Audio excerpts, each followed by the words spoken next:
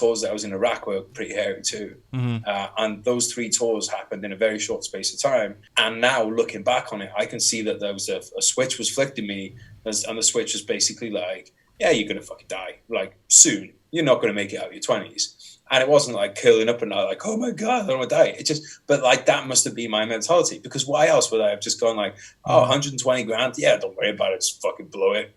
Wow. What have you got to show for it?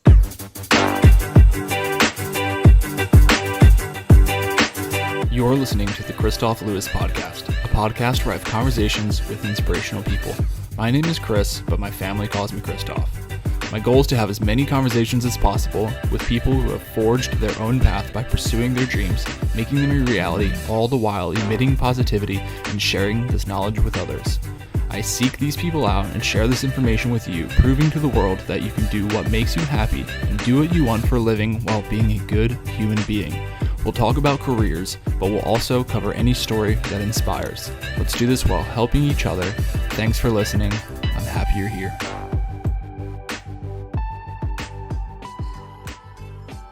What's up, my friends? Welcome to the Kristof Lewis Podcast, Create Your Career. This is conversation number 118. Yes, 118 guests, over 180 or 90 total episodes. We have 2 segments, the conversations where it's the guests, and the other segment is where it's just me, and those are contemplation episodes.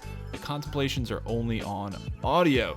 So, thank you so much for being here. I'm always so excited and so appreciative of your time, and it is my goal to deliver value to you in many ways, and one of those ways is to have incredible guests, and tonight is nothing short of that. My guest today is Geraint Jones, and sorry man, I know you tried to teach me like 10 times how to pronounce your name, and I just want you to know I tried my hardest. But he's a British Army vet. He was in OIF and OEF, so that is Iraq and Afghanistan, and he got out in 2011, and now he does a lot of things, but he also is an author of some pretty incredible books. So we talked about a lot of things today. One of the things that I really love that we talk about is how you can work a day job and still have a passion after that day job. So you can work your 9 to 5 and then your 6 to 10, and I was like, man, that's literally what I'm doing with the podcast, and it's in no way to belittle your day job. Like, you can still enjoy your day job, you can still have something to look forward to afterwards, and it doesn't have to be like,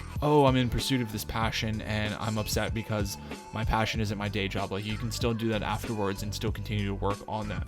One of the most interesting things about this conversation was how he got into the level of debt that he was in with this convinced I'd die mentality. So what is a quote-unquote convinced I die mentality? You got to hear this conversation. It's crazy. So listen to the end for all these amazing points. And remember, you can find this conversation and all the other contemplations on kristoflewis.com/podcast. You can find me on Instagram. Any of these podcasts are available on any podcasting app. So I really appreciate it. And the best way to help out is just to share the podcast and download it as many times as possible and have fun. Let yourself go. Let loose and go on a download spree. Thank you so much for your support. So without further ado, let's get into it. Welcome to the Kristof Lewis Podcast, Create Your Career. Mate, thanks for having me. Yeah. Looking forward to it. Absolutely. I'm already laughing because I was like, I'm already butchering your name. I'm like, welcome to the podcast. But no, man, I want to, like, your name's so important and I don't want to butcher people's names. But anyways, I'm so happy you're here. We've been chatting a little bit on the side and I've really been looking forward to this. I absolutely love podcasting, and we're going to get into that like a little bit about like your purpose after work and like how that's actually feasible, and how maybe even your purpose and your passion in life isn't something you can enjoy all the time, because I know I love podcasting and sometimes it's really hard. So I want to get like your opinion on that when we get into it. But before we get into the rest of the episode, could you just please tell us a little bit more about who you are? Well, my name is Geraint there we go. Jones, which is like as about a Welsh name as you can get. I joined the British Army Reserves while I was doing my higher education. Then I used that as a backdoor into regular service in the infantry, British Army infantry. Did a couple of tours in Iraq, one in Helmand province in Afghanistan. Did a couple of years, and then as physical training instructor, left the Army 2011. I worked as a contractor doing the ship security around Africa. Did that for a few years. and then gradually kind of transitioned myself into being an author and a screenwriter, which is what I do now. Author and screenwriter is what I'm doing now. And I have a podcast called Veteran State of Mind, which is we started at the beginning of the year. And that is, like you just said, dude, that's taken up a lot of my time now, a lot more time. And that's kind of been the journey of this year. Like the books, I did a couple of books this year. I've had a pretty steady rotation on the books coming, but the podcast has been like the new project of this year. And we've just launched kind of like the apparel, the merch off the back of that as well. So that was a stupid idea to do just before Christmas. Like, really stupid. I have no idea what I'm doing, but yeah, it's fun. That's half of it, right? Like I don't know what I'm doing. Like I can't even say half the time. I don't know what I'm doing most of the time, but like it's like the 80-20 rule. Like 20% of the time I know what I'm doing and it takes care of like the rest of it. But so how long were you in the military total? You said you got out in 2011. Well, it was including the reserves is 12 years. Okay. So that's a good amount of time. I was in for 9 years myself. And you're absolutely right about all that stuff. Like podcasting, I didn't think it would be as much work as it is, and it's like this full-time job. Like I was just saying, I just got off work and here I am like recording, and I have a bunch more to do for the rest of the night. But no, I appreciate you sharing that with us. So I know a little bit about like when you got into the military and how and why you got into the military, but I did see that you said like you didn't have an emotional toughness before the military, and that you even failed stuff initially when you wanted to go into the military. So can you like walk us through just a little bit of of that? I still feel like I'm a bit of a pussy now, honestly. Like I'm not like one of the hardest guys. Like some guys, especially in infantry, some of the guys I served with, it's just tough. Yeah, tough dudes. That's not me. You're tough enough. And I still are. Yeah, but a lot of that is just, I think it was always just like, I don't want people to think I'm weak. Yeah. So it was like, I think like shame is a powerful motivator. Sure. And I never wanted to be like perceived as being like weak or useless or anything. And therefore, I'd always be the one like volunteering to do the stupid stuff. It's like, we think that might be an IED. We're like, I'll go check it out. Because it's like, I feel absolutely shitting myself, but you don't, but it's like, I just, like I said, I was a tough kid. I was physically very active as a kid, did swimming and did a lot of rugby. But like the rugby side of the fitness, I had really good cardio fitness, but I had absolutely rubbish physical, like muscular strength when it came to pull-ups and things like that. Because unlike the States, they're just like, now it's catching on in the UK, but there wasn't the gym culture. Because like in the States, even if you're a young kid, you're on a football program, they get you in the weight room. Yeah. Now, unless you were at the kind of the professional level, that just wasn't something that happened in the UK. So I never went into it. I started lifting weights when I was 23 in Iraq. Oh, wow. So I'd already been in the military for 6 years at that point. Interesting. And I just wasn't good at it, but there also wasn't like now you just be like, how do I get better at pull-ups? Into Google, find it out. Back then I was just like, what the fuck? Like I have no idea what to do. I'd be like turning to my friends like, how'd you get better at pull-ups? I'd be like, why would you want to do pull-ups? Like, well, I need them for the army. You're like, well, I don't fucking know. So it's just like, it was a real Achilles heel for ages. And now I sometimes catch myself now, I'll just go in the gym and just do a few sets of pull-ups to warm up. I'd be like, he's really easy now. Like, I can't believe this was such like, it'd be terrifying. You go on the obstacle course, I'm like breaking out in a cold sweat. It's like, oh God, am I going to be able to get myself up over the wall? And the instructors were really happy. They'd just be like, fucking fat and useless. They'd be like, well, can I get some pointers? That doesn't help me at all. Damn. Yeah, I know the same thing. I mean, but that goes like, I just keep on thinking like automatically like that. I feel like that's like anything. Like at first it's like you have this physical example of I couldn't get over the wall, or how am I going to get over the wall? And then now it's just so easy to bump out pull-ups. Like I know, and the listeners know, that I was out for about 7 months with a neck injury and I couldn't do anything. And this is, I went from going to do about like 27 to 30 dead hang pull-ups to I am struggling to get like 6 or 7 right now. And I'm just getting back into it after like 5 or 6 weeks. So I like was in pretty good shape. And then now I'm like trying to get back into it. It could be a great thing though, because of that tough beginning, Yeah. I have now carried on physical training after the military, Yeah. which a lot of people who didn't, because I have that chip on my shoulder. Sure. And also it pushed me that not only did I become competent at physical training in the military, but I went on to become a physical training instructor. Yeah, that's where awesome. I'm the guy then doing that. Mm-hmm. Like, and if I had a cruise to begin with, I probably never would have done that. It pushed me to get my civilian qualifications, which I did. And you know, it's like, I had 30 minutes before we came on. Now just got the kettlebell out, did some training, because it's just become a part of my life now. And if it was something that had come easy to me, academic things have always come a bit more easier to me than physical things.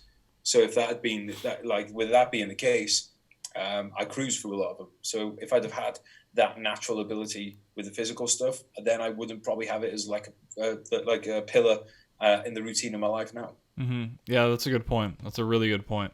Was there like a shift? I'm trying to think about was there like a shift in mentality to how, like we talked about, you didn't really, you always kind of thought you weren't that tough or whatever, we were joking about it, but you like went in there anyways. I mean, was there any like shift in mentality while you were in that you kind of felt more confident about it? No, dude, it's confidence is like, I think a big part of it for me has always been, you are the only one who actually knows how you're feeling. So Yeah. if you can act, then nobody else has a fucking idea what you're doing. And this goes for the military, and this goes for trying to pick up chicks. Like, if you go and talk to a hot girl in the bar and you appear confident, she doesn't know if you're fucking shitting your pants. She doesn't know that. She thinks you're confident.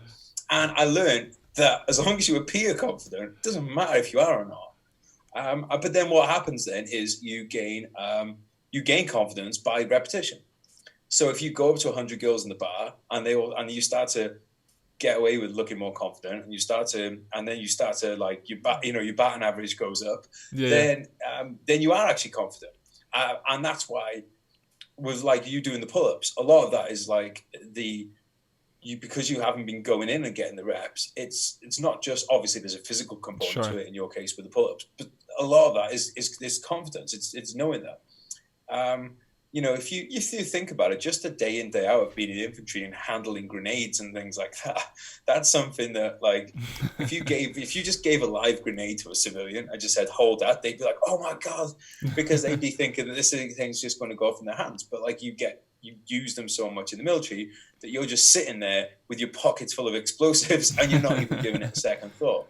So I think like there's definitely like an element of fake it till you make it with confidence. And it's still something, I do think there's a very fine line between, if you're overconfident, you're probably going to strike out in life. Yeah. If you're too critical, then you're just going to like, you'll implode in on yourself. Yeah. I think there's a very nice little tightrope walk between, it's being self-critical and it's being, but also it's kind of like thinking, okay, I know I'm not as good as I think I am, but I think I'm good enough to get through this. So let's just kind of keep going. Yeah. And then that is, I think, is kind of like being the kind of the right mix to get, to find. You got to start somewhere, exactly. Like you got to start somewhere. So you hear at both ends. Like some people say fake it till you make it. Some people say don't do that. And I don't think anything's black and white, but I do think like you have to start. So I do actually subscribe to the fake it, you make it, because you need to like practice, essentially, like you said it. You have to practice having that confidence, and then the more you do it, the actual more confident you do get. So I see that in myself, especially with podcasting. Well, there's a big difference between the whole kind of like acting more confident than you are and flat out lying. Sure. So, for instance, if like I used to spend a lot of time in Hollywood, and there's the fake it till you make it. Renting a Lamborghini, pretending it's yours. Okay. That's a different story. Yeah. But just projecting a confidence that you might not necessarily feel, that's a different thing. So I think two people get the two of them kind of mixed up. Like fake it till you make it doesn't mean lie to everybody, tell them you're a successful author and you've never written a word in your life. Yeah. That's because that is not, life is not the secret. A book is not going to appear in your hand if you just keep wishing you can have a book. I think there's like there's a real kind of subtle but profound distinction between the two. Absolutely. And I'm glad you pointed that out, because sometimes there is some confusion. Why did you decide to get out of the military? Did you say that in the beginning? I don't think you did. No, I didn't say, because I think I know best about a lot of things. And I was just getting really, I did not have the experience in Afghanistan that I thought I signed up for. Okay. I felt like I was just being treated. I felt like it was like boot camp at war. And I was like, this is nuts. It's like, I was thinking, like, if I'm willing to give up my life, I should be granted some kind of personal freedoms. Like, if I don't want to shave today, I don't want to shave. It shouldn't be a big deal. Like, there was this one incident in particular where, like an hour before, I'm carrying a guy on a stretcher as we've got like rounds going up, like cracking over our head. And an hour later, I'm working out in the kind of patrol-based gym. I'm getting told, you need to get a haircut right now. And I'm like, all right, I'll just finish my workout and get a haircut. And it's like, no, it needs to be right now, immediately. And I was like, this doesn't make any sense. Like, it just like, I think to stay in for a long time, you need a certain, like, a brain that processes things in a certain way. Yeah. And mine just didn't. Like, I need things to have at least a bit of logical sense. So if they're like, look, the reason you need to shave is because we got respirator seal, you got to get a seal of respirators. They'll be like, all right, cool. But our respirators are at Camp Bastion. It's like 50 miles away. Like, so, not really an option. It just doesn't make sense. And there was just like, those are just a couple of little examples. Sure. But there was just too many things that were just adding up and not making sense to me, to the point where I was getting irritated. And like one of the things that the military did for me was give me a chance to, experience the world and experience life. And I was like, well, I don't want to go through it being bitter, because I really love the army. I still love the army now. Yeah. And the other reason as well was because, I was in Iraq in 2006, 2007. I was in Afghanistan in 2009. I just didn't see, I was like, well, what's life going to be like after this? Because I've always been like a kind of student of military history. I know these things come in waves, because people go to war, everyone gets fed up of war, there's no money for war, everyone stops going to war. Then all of a sudden there's people have forgotten that they don't like going to, as a country, we've forgotten that we don't like going to war. We've forgotten that it costs a lot of money, and it happens again. And it goes in cycles. So like, say for the British, it was kind of like the Falklands was the last one. And then I caught the wave of this one. I thought, there's not going to be another wave. This podcast might age badly now if we're going to war with Russia or something. But I thought realistically, there's not going to be these opportunities. And if fucking war with Russia happens, then we're all getting called up anyway. So I thought, I don't think I was put on earth to spend my rest of my 20s, my 30s, just spending most of my day sitting around in the barracks. And that's not disparaging to anybody who does that, because we each have to make our own decisions. But I just knew I would be unhappy, and I was beginning to feel unhappy. And once you get that feeling, you've had it constantly for a while, then it's time to make a change. Yeah. So did you have any kind of plan when you decided to get out? Did you know what you were going to do? So how did you get into writing books then? So when I got out, like I said, I was a physical training instructor. And I'd done my civilian qualifications on the side as well. So I went into that job for a while. And I was just really happy just doing that, because all of a sudden I had this total personal freedom. I worked for myself. Yeah. I did have genuine confidence, because being a physical training instructor, sometimes you're in front of the battalion as a lance corporal, you're smashing everybody through, sergeant majors and everybody. So I'd acquired that confidence. And being in Afghanistan, that was war.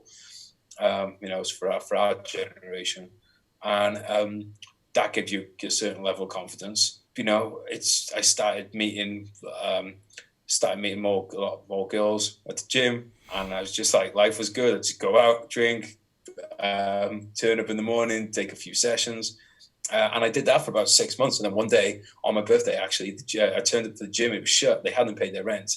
I was out with a place to train, essentially. Wow. But one of my friends had offered me work on the ships doing security, so I gave him a call, and like a week or two later, I was on a ship. And that was when I'd always had this idea that I wanted to write at some point. Finally, I had the time, floating in the Indian Ocean. You got quite a bit of time on your hands. So I was like, all right, fuck it. Let's try writing and see what happens. Oh, and I watched Californication too. And I figured that looks pretty good. It's a great show. Yeah, I was like, well, honestly, I'm not even lying. I'm not lying. I watched it and I was like, I'll just be a screenwriter and live in LA. Sweet. That's hilarious. Well, Yeah, well, damn. You can. I mean, you still have that option. oh, dude, don't worry, that's in the works. If any female listeners want to help me out with the green card marriage, I'm all in 90-day fiance, baby. We all hear that right now. Yeah, 90 or less. Oh my god, that's so funny. Okay, so that's cool because again, I asked that question for a reason because I personally had a plan. I knew over 2 years before I got out that I wanted what I wanted to do. I had this plan. I'm a massive planner. And I just could have, me personally, I could have never gotten out. So it's cool to hear like the other end of the spectrum of where you get out and you make things happen. Well, dude, don't get me wrong. You're a wise man, and I would just beseech anybody to have a fucking plan. Sure. Like I was definitely like firing from the hip at that point. But what I should stress as well is that after Afghanistan, I had a very much fuck it, I could be dead any day mentality. So what I should say, like. When I started working on the ships, I went over to the States. I sublet a place in Malibu. Like I told you I told you I took this Californication stuff seriously. It's serious right now. I went over to Malibu. I sublet a place there. I blew all my money. I blew all my savings. I blew every credit card I could get my hands on. And it was all tied. I wasn't even thinking about it at the time. It sounds crazy now, but it was all just tied into this mentality. I'd never got out of, in Afghanistan, I was convinced I was going to die. And I'd never got out of that mentality. I was like, right, well, it's kind of like I said as well. Like the tours that I was in Iraq were pretty hairy too, and those 3 tours happened in a very short space of time. And now looking back on it, I can see that there was a switch was flicked in me, and the switch was basically like, yeah, you're gonna fucking die, like soon. You're not gonna make it out of your 20s. And it wasn't like curling up and like, oh my God, I don't want to die. It just, but like that must have been my mentality, because why else would I have just gone like, oh, 120 grand? Yeah, don't worry about it. Just fucking blow it. Wow. What have you got to show for it? Hangovers. And so that is why I think I didn't plan ahead, because now like I've got a plan for the next few years, because I'm not in that mental space anymore. But like post kind of like, straight off the back of those tours, that must have been how I was thinking. It makes sense though. It makes sense. So I wasn't over there when you were over there. I was in there at 11, 12, 13, and 14 and in Afghanistan. And you kind of have, I wasn't in, I know you've written about like having and talked about having like 6 or 7 hour firefights and all the time it sounds like, but I was only in a couple of myself, and even just being in a couple firefights and then just being on base and getting hit by IDF, because like mortars terrified me more than somebody shooting at me, frankly. But even that mindset, even like going to sleep knowing I don't know if a mortar is going to hit me tonight and I'm not going to wake up or things like that, I think mentally you have to be like that. Like you have to accept that, or else you're not going to be able to function at your job. You know what I'm saying? So when you come home from that, it's really hard to snap out of that. And I know my father was in Vietnam, and when he came home, he was doing the same shit as well. He couldn't snap out of it, and obviously nobody understood those guys then. You know, they didn't get the kind of recognition we get nowadays. And I just know that that's a thing to deal with, and it's hard to snap out of. And it seems very obvious to me that somebody could be in the kind of mindset and like doing the kind of things that you did. So what snapped you back out of that? Well, dude, what I would say to that is it's something that I do think people need to consider. So, for instance, in the Second World War, you know, you were given a job, like you were like, right, you're going out to the Marine Corps, you're going out to the islands, and we're going to keep fighting this war until the war is won, and then you're going to come home. So, like when the war ended, they knew that the war had ended, so they knew that was it. Yeah. Right. Then it was get on a troop ship for this long ride home, and this long period of decompression. The way that the military works now with constant tours, and let's be honest, like I see a poster behind you, the endless summer, like this is the endless war. Like this is one of the longest wars that you're going to struggle to find wars that are longer than this one, with no end in sight. Mm-hmm. So the mindset of somebody when you come back is not like, it's not if you're going to go away again, it's when. And we were in, when I was in Afghanistan, I was with guys on the 5th tour, and these were 6-7 month tours. It was their 5th tour in like a 4-year window. Wow. So that's why I think it's been so hard for people of this kind of generation to turn off, because you can just go back on, and it's still going on. You turn on the TV, you're going to see Syria, you're going to see Iraq, and really at any point that it could kind of like, in theory, like, you know, Syria a couple of years ago, it looked like there could be a bigger involvement in Syria. Really hard for people to switch off. No, that's good, but I was just kind of like curious on like your mindset of, I understand why we had that, or you had that mentality, and why you had that mentality, but what was it kind of like coming out of that? Though it was like something that made you realize like, oh shit, I'm just wildly like spending. The fact I had no money left. that's one way. Like, it was, dude. If I had more savings, I would have kept on doing it. I didn't have to face anything, because if the security work had kept on going. I was lucky in a way that when the security work dried up on the ships, I didn't have the qualifications, because you have to do, you know, my military service wasn't enough. You know, you have to have the civilian qualifications to do the ground security. So I was actually lucky that I couldn't switch straight over, because that then made me have to look at my situation.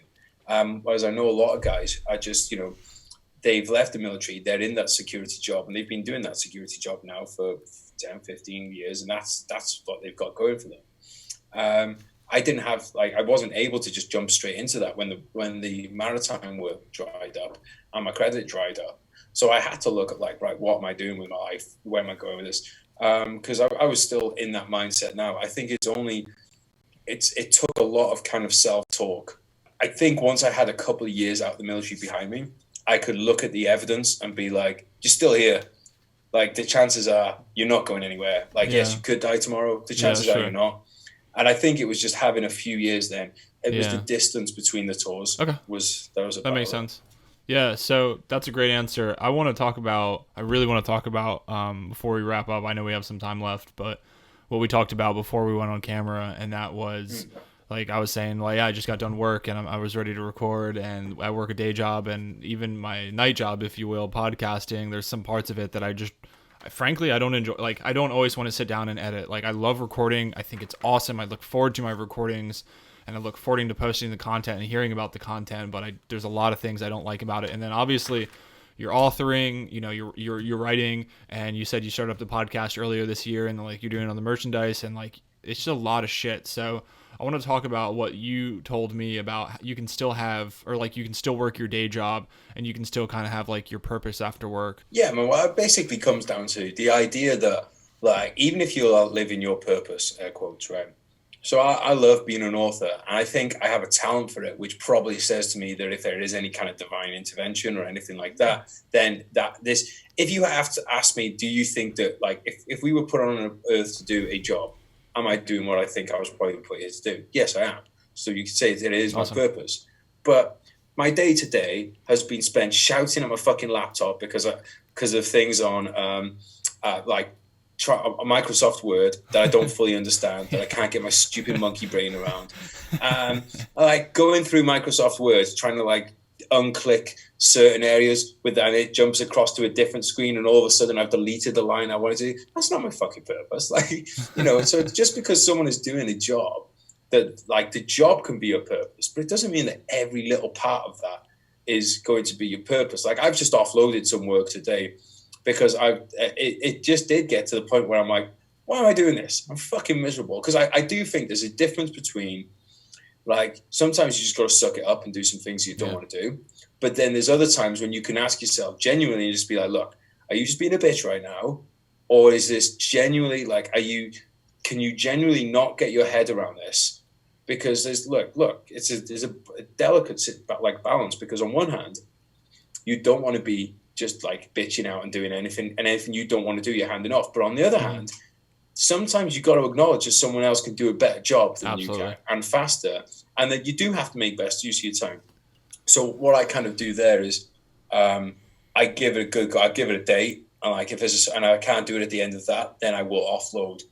Sure. And then I will offload that, because by then realistically, is this just something that I don't want to do if I can?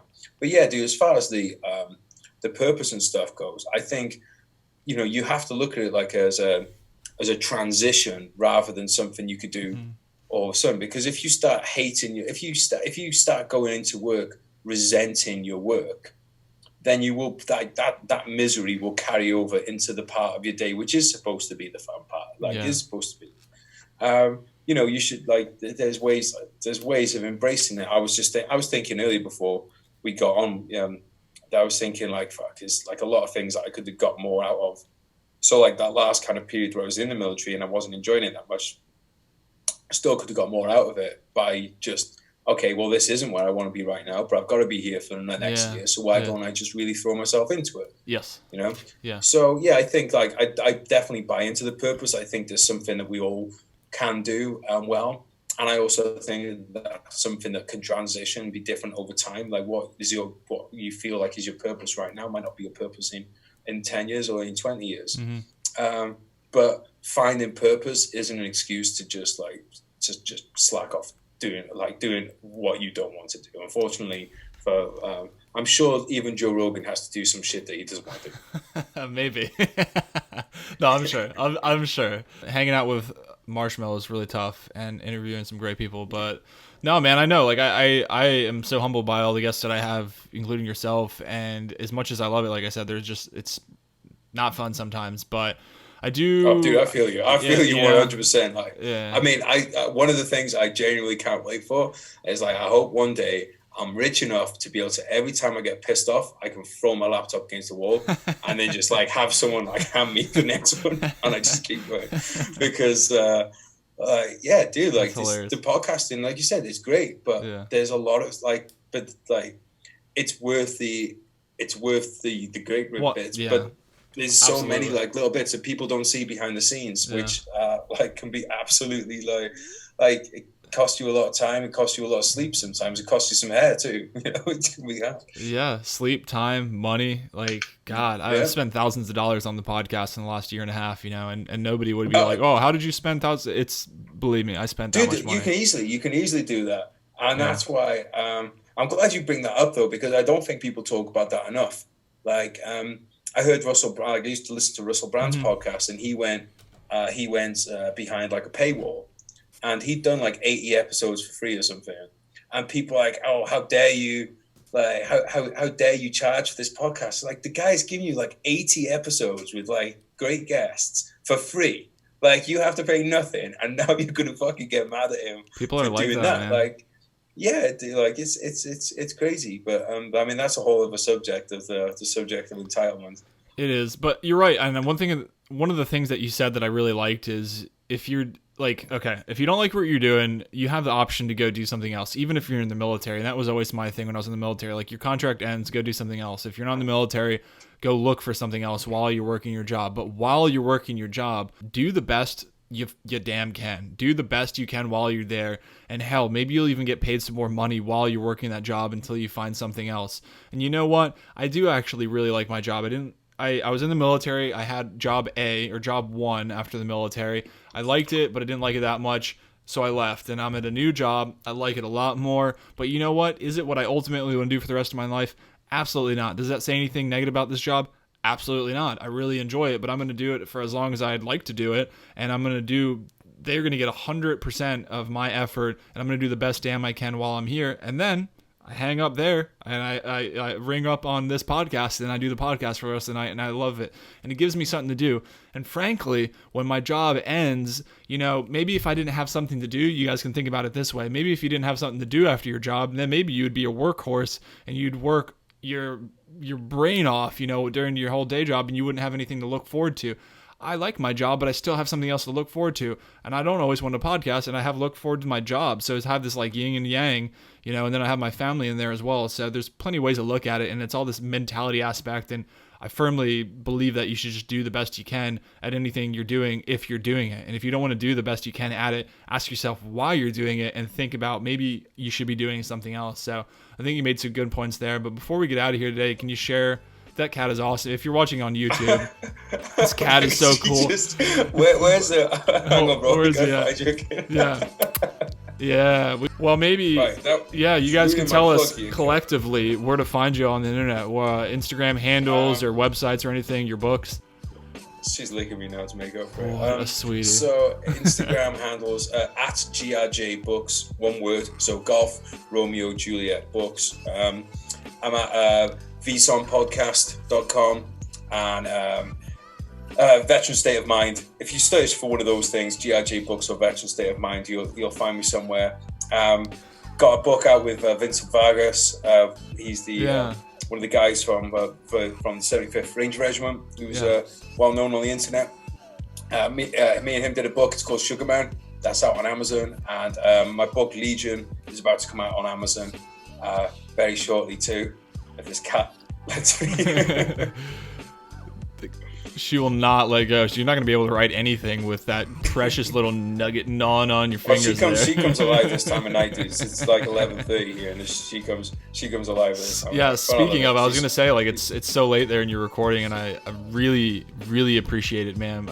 It's late as all hell there. I appreciate it. You have a precious kitten to play with, and hopefully get some writing in or get some sleep. But yeah, I thank you so much for your time, man, and have a great rest of your night. Dude, I enjoyed it. I could talk to you hours. Cheers, mate. All right.